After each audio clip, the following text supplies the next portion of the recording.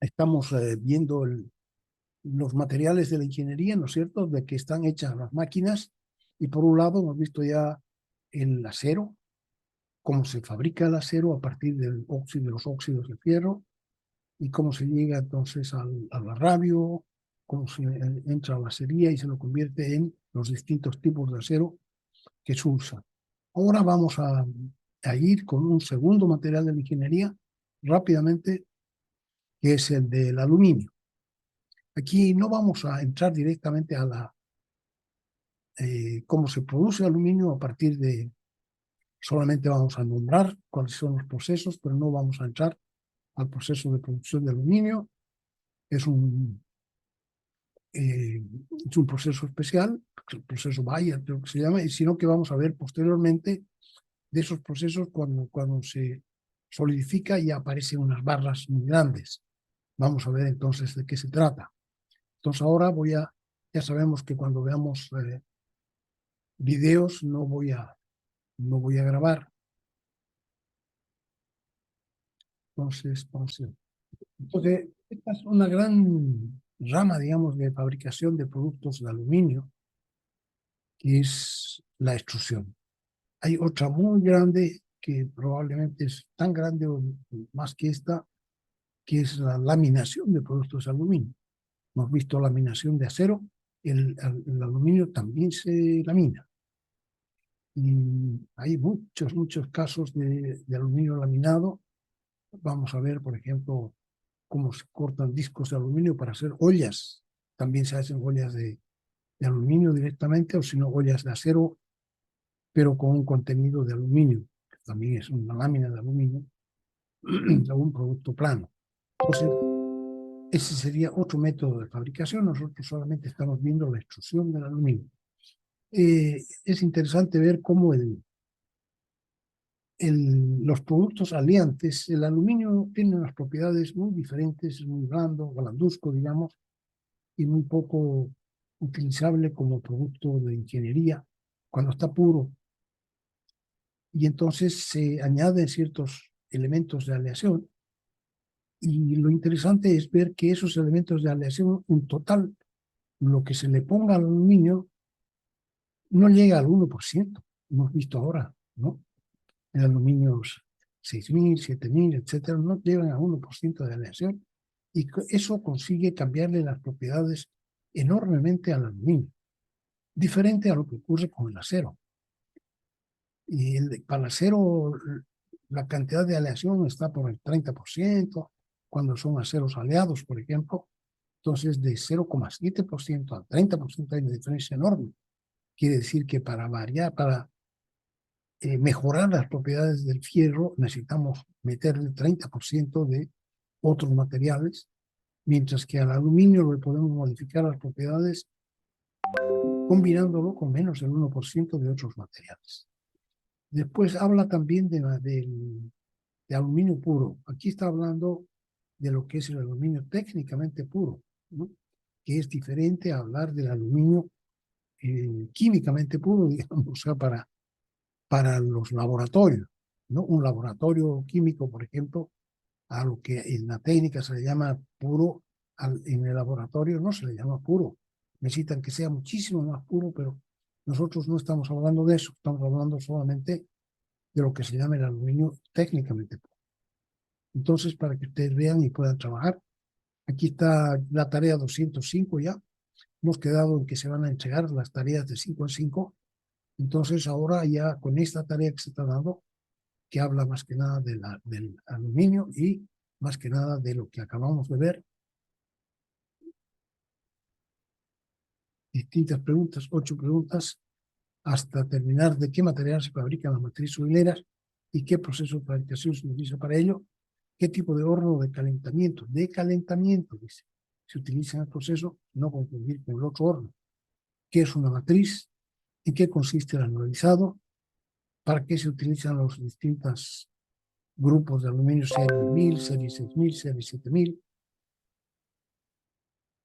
Ok, entonces ya pueden entregar las 5 primeras tareas juntas, ya saben. Si bien los perfiles instruidos están normalmente destinados a la llamada carpintería de aluminio, bueno, eso es lo que hemos visto los perfiles de aluminio, es decir, que ya no requieren procesos de acabado en el taller metal mecánico, el video nos da un panorama general de su utilización. Eso le llaman ya la carpintería de aluminio, que prácticamente es cortarlo en los tamaños deseados y juntarlo, ¿no? Calibrador, pie de rey y micrómetro son prácticamente los únicos instrumentos de medición de longitudes lineales que se utilizan en el taller metal mecánico. Entonces aquí, antes de ir más allá, nos vamos a ir de nuevo a esto que hemos visto. Hemos visto un supermicrómetro, ¿no es cierto?, que podría llegar más allá de lo que hemos hablado. Un micrómetro con nonio podía llegar hasta las micras, cigramétrico. Entonces, aquí hablan de los tipos de micrómetros, instrumentos, después vienen los instrumentos para medición de ángulos. La medición de ángulos reviste igual importancia, o sea que hemos visto que lo que nos interesa en la metalmecánica es la geometría de los productos, de qué forma tiene. Y en gran parte son ciertos tipos de superficie que vamos a ver también más tarde, y necesitamos ver la inclinación de unos elementos con respecto a otros. Entonces, para eso necesitamos medir ángulos. Entonces, dice, la medición de ángulos reviste igual importancia que la medición de longitudes para definir la forma de una pieza. Dado que la desviación lineal que se produce por un error en un ángulo es proporcional a la longitud de los lados del ángulo, y dice del elemento que lleva ese ángulo, o sea, pero estamos hablando de la longitud de los lados del ángulo. Cuando hemos tenido un error al medir el ángulo, entonces tenemos ese ángulo, tiene lados pequeños, entonces prácticamente el error es poquito, pero si los lados del ángulo son grandes, entonces ese pequeño error se va a presentar después en errores grandes. Dice, entonces pequeñas desviaciones en los ángulos pueden significar grandes errores dimensionales en piezas fabricadas. Eso es cuando los lados del ángulo son grandes. Entonces, pequeñas desviaciones en la medición del ángulo.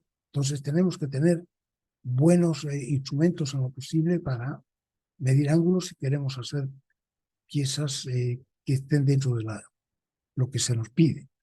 Por otra parte, esto dice, es muchas veces difícil de valorizar a la hora de hacer mediciones en los ángulos, ya que estas suelen hacerse cerca del origen, ¿no?, cerca del vértice, sin tomar en cuenta la longitud de las partes que nos llevarán. Entonces, cerquita del vértice es muy difícil leer la diferencia, el error, ¿no?, aquilatar el error que hemos tenido al medir el ángulo. Bueno, los instrumentos son los siguientes. El más sencillo de todos se llama goniómetro. Gonios quiere decir ángulo, medición de ángulo, metro, medición. El goniómetro es un transportador, conocemos los transportadores de dibujo, pero este transportador está hecho de metal, al que se le ha agregado un mecanismo para soportar la pieza cuyo ángulo se quiere determinar. Esto se hace soportando los lados del ángulo a medir entre dos topes rectilíneos que marcan los lados inicial y final del triángulo. Entonces, el transportador lleva marcada una escala en grados, por lo que la apreciación de estos instrumentos es de 1/10 de grado. Este sería un goniómetro, ¿no? Es parecido al transportador que hemos usado nosotros en el colegio y no tiene más presión. Lo que utilizamos nosotros era transparente, de manera de que esa transparencia nos permitía bien colocar el centro, el vértice a partir del cual se va a medir el ángulo, ¿no? Y nos permitía también colocar el radio, o sea, el lado de inicio, aquí para 0, y a partir de 0 medíamos 30 grados, 40 grados, 50, 45 grados, ¿no? dependiendo de lo que fuéramos a medir. Pero aquí esta misma transportador ahora es de acero, una lámina de acero, y tiene hechas las marcas con un cincel, delgaditas, pero están hechas con un cincel que le da siempre un grosor. O sea que va influyendo el grosor que tiene las marcas donde se ha hecho la demarcación de los grados. Y no hay una demarcación menor. O sea que lo más que podemos aspirar, fíjense que aquí vamos a medir, ya no es como antes que poníamos encima del papel, poníamos el transportador, entonces colocábamos el punto del centro del transportador, donde iba a ser el vértice del ángulo. La primera raya la podíamos hacer y entonces hacíamos coincidir uno de los lados del transportador con esa raya, uno de los lados, el lado inicial, y el lado final lo medíamos, aquí le poníamos un puntito, ¿no? Porque era transparente, entonces si era 45 grados, era 10, 20, 30, 40 y 5 aquí. Le poníamos un puntito, sacábamos el transportador y uníamos el vértice con ese punto. Esa es la forma que hacíamos. Entonces aquí, por ejemplo, están midiendo este ángulo y se mide, este ángulo se mide desde aquí, del cero, el lado inicial, hasta aquí, el lado final. Fíjense que esta regla va entonces, el lado final tiene una rayita contra la cual vamos a medir el lado final. También puede ser, hemos dicho que entonces para este tipo de galvaniómetro, la pieza se coloca entre los lados del oniómetro. O sea que ya no es como antes que solamente veíamos por encima porque nuestro transportador era transparente. Ahora, como es metálico, entonces colocamos encima de la pieza, pero no podemos ver a través. O colocamos la pieza aquí, por ejemplo, ¿no?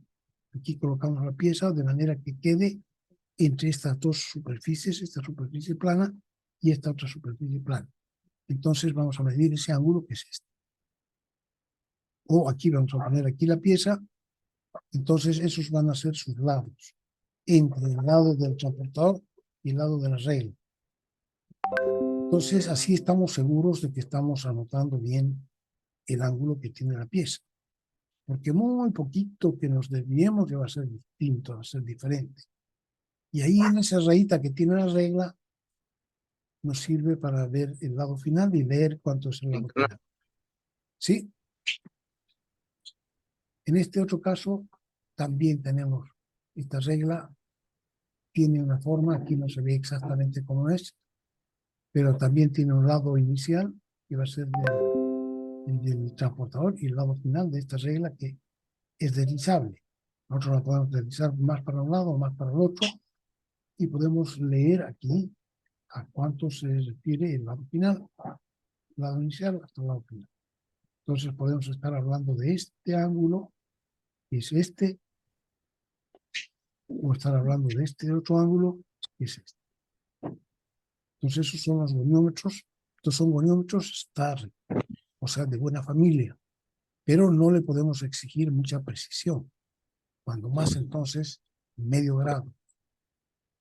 Van a decir los exagerados, van a decir 0,1 grado. Entonces, un instrumento mejor que este, que los goniómetros, son los goniómetros de precisión, que en el fondo consisten en un goniómetro al cual se le ha añadido un nonio.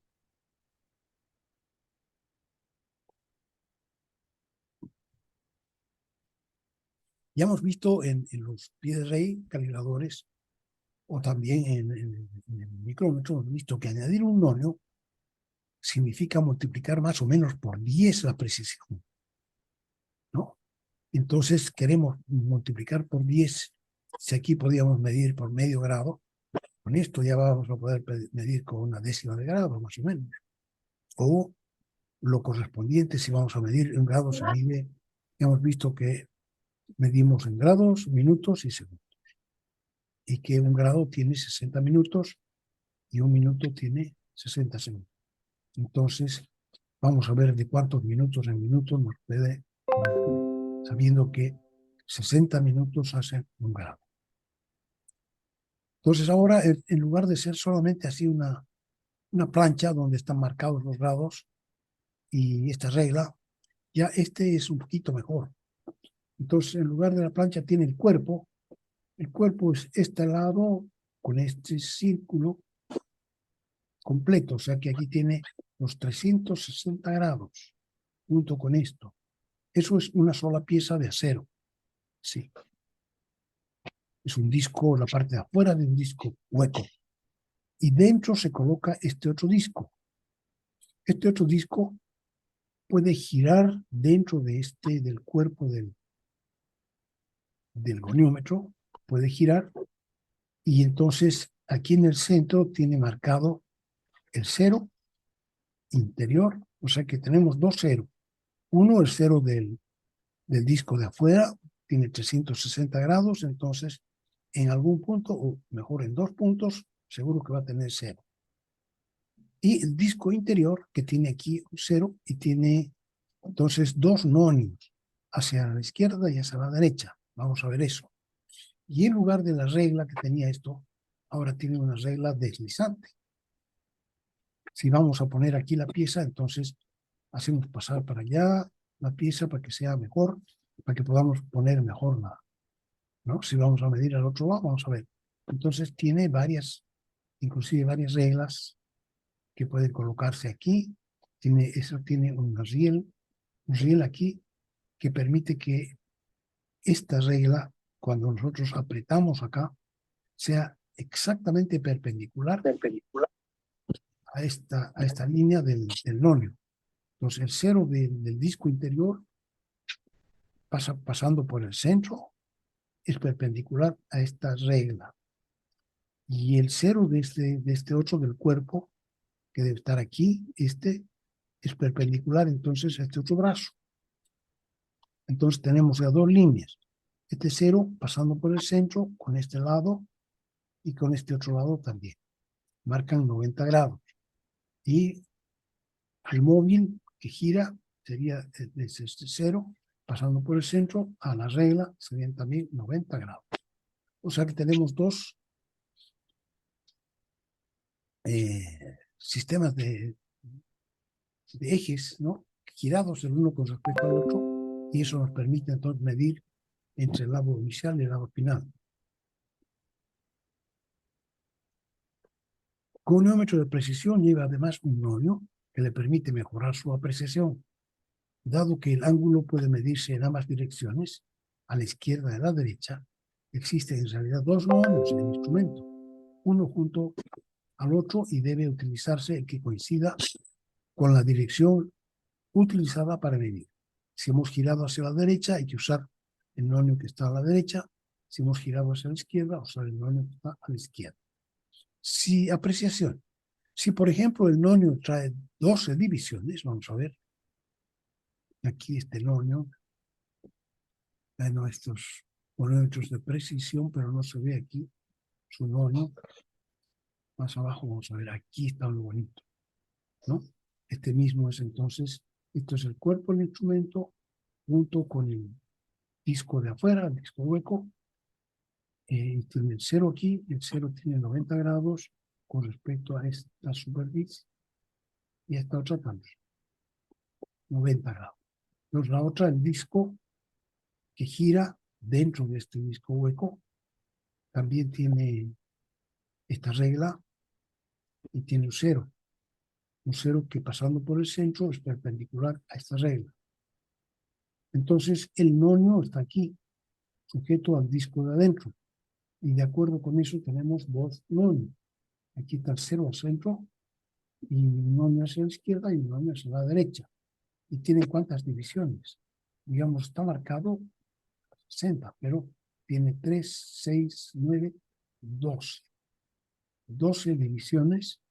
Si hemos dicho que cada minuto tiene 60, cada grado tiene 60 minutos, entonces si dividimos los 60 entre 12 nos da a 5.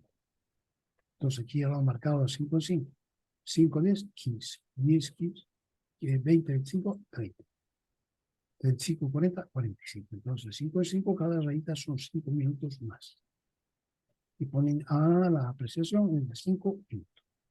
Por otro lado, lo mismo. ¿Sí?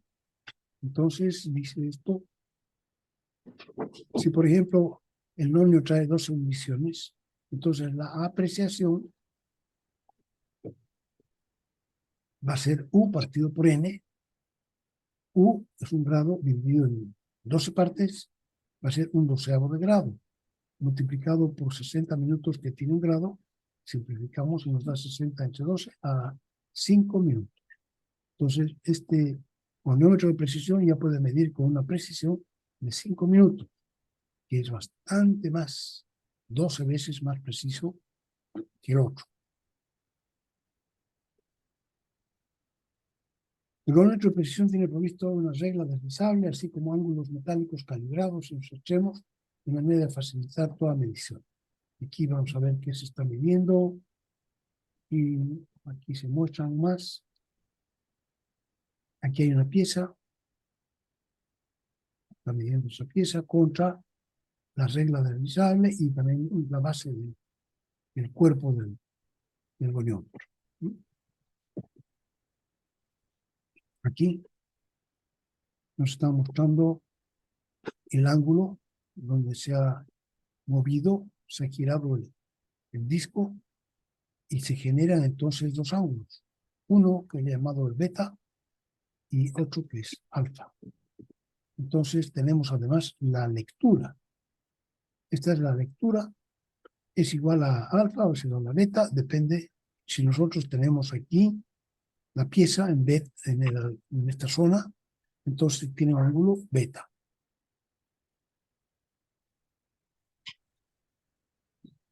Y nosotros tenemos, este es el beta y este es el alfa. Juntos, beta más alfa hacen 180 grados. Aquí nosotros tenemos alfa, ¿no? Este ángulo es alfa. ¿Por qué? Porque son ángulos que están entre perpendiculares. Este lado de este ángulo y este lado de este otro ángulo son perpendiculares, el lado inicial, y este lado con este lado son también perpendiculares. Entonces, estos ángulos tienen que ser iguales o suplementarios. Entonces, son iguales. Entonces, beta más alfa dan 180 grados. Y entonces aquí, alfa más 180 grados. Entonces, este tiene que ser beta, ¿no? Entonces, este se puede leer aquí.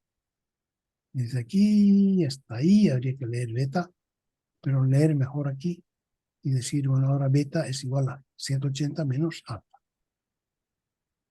En otro caso, está midiendo esta pieza, la está midiendo contra la mesa. Este es otro tipo de trabajo. Están midiendo contra la mesa y contra la regla. Piense que aquí la regla no está cortada perpendicular, sino que en un ángulo. Y está cortada en un ángulo de 45, de 60 grados. 60 grados dice con respecto Otra vez. al lado longitudinal de la recta. Detalles Es de el la tuyo. medición, regla de Esa es la ropa 100. que está aquí en esta silla. ¿Cómo? Vemos aquí en el cuadernillo, dice una división de una circunferencia, 360 partes y cada parte un grado.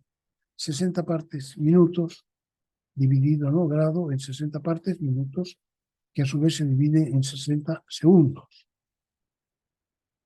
Eso se utiliza en ambos sistemas. Por una vez usamos lo mismo en grados, tanto el sistema métrico como el sistema inglés.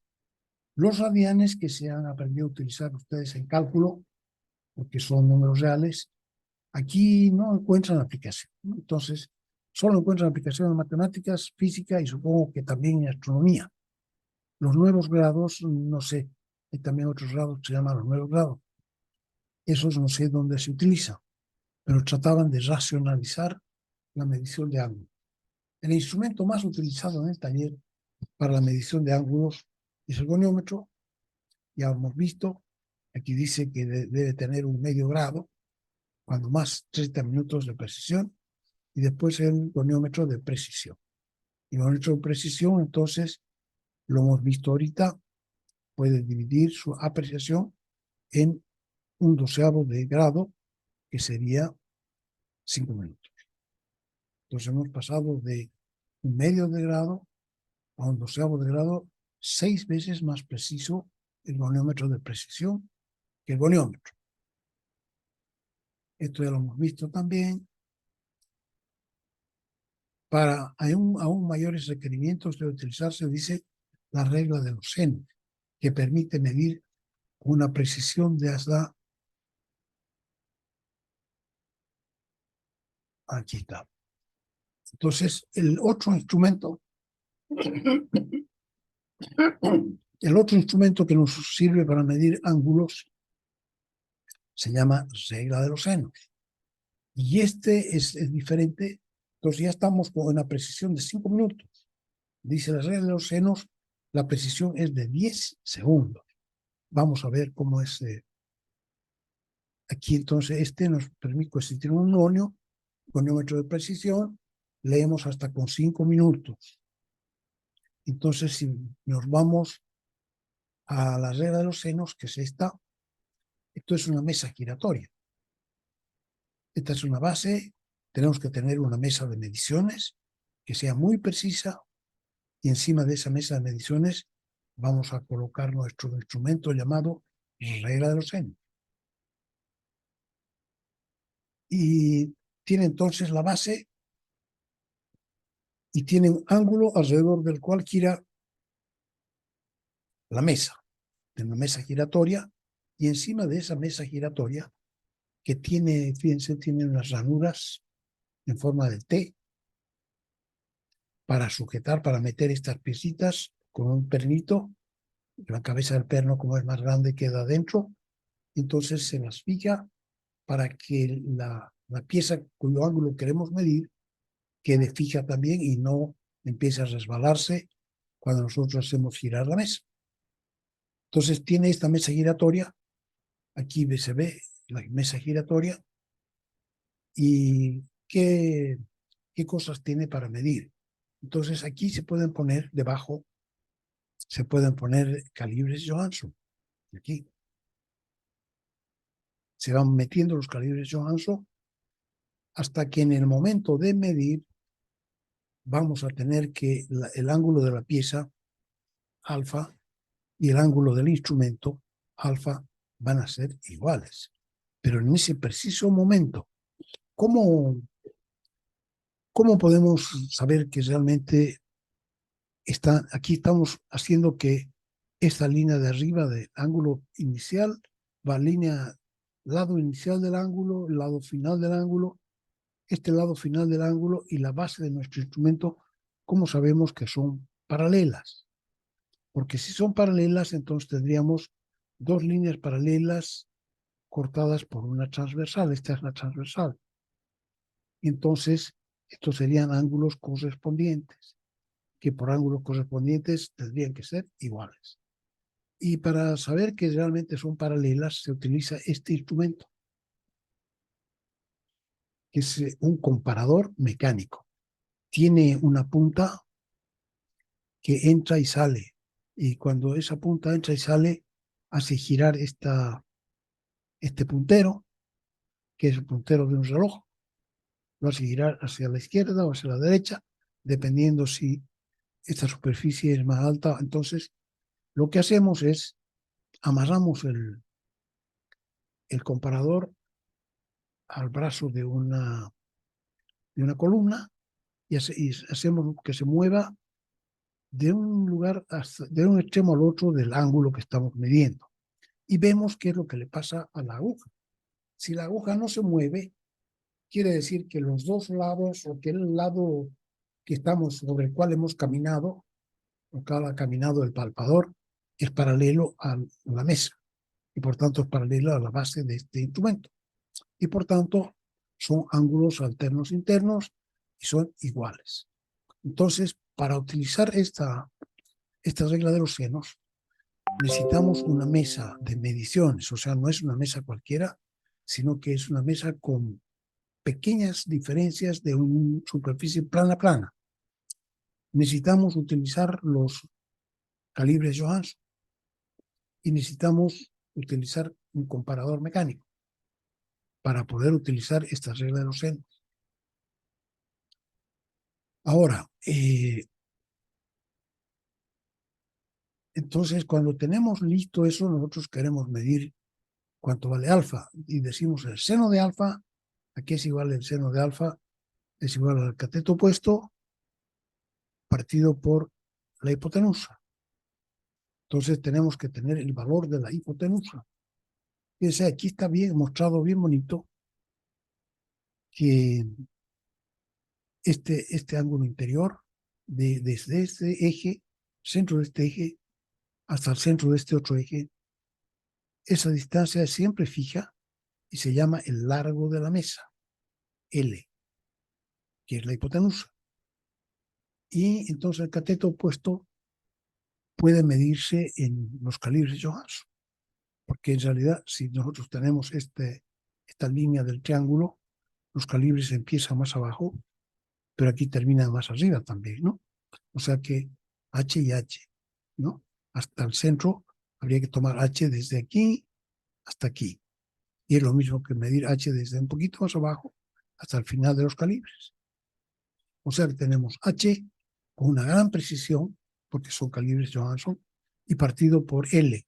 L es una constante de cada instrumento, ¿no? Estos ejes, este es el eje de la mesa giratoria y este es un eje que se utiliza para poner los calibres Johansson. O sea que y los calibres que se van poniendo no se apoyan en la mesa giratoria, sino que se apoyan en ese eje. Ahí, en este es el eje. Ahí se apoyan. Entonces, cuando se apoyan, la mesa se apoya siempre en este eje, pero ahora los calibres Johansson se apoyan en este eje también. Entonces, de verdad que tenemos que la hipotenusa siempre va a ser ese tamaño, entre el centro del eje hasta el centro del eje, ¿no? Y entonces sí podemos decir con una gran precisión, tangente seno de alfa es igual a cateto H partido por L. Y H partido por L, las dos medidas con gran precisión. Entonces, alfa va a ser igual al arco seno, la inversa del seno de H partido por L. Y eso nos da, de acuerdo con lo que nos han dicho aquí, nos da 10 segundos de precisión. Teníamos 5 minutos y ahora la precisión de las reglas de senos es 10 segundos, que es bastante más que lo que teníamos de 5 minutos. Muy bien, entonces ya ven qué complicado es medir los ángulos. Ya no es una cosa tan fácil como antes. Vamos a ver aquí, vamos a dejar de... Vamos a tenemos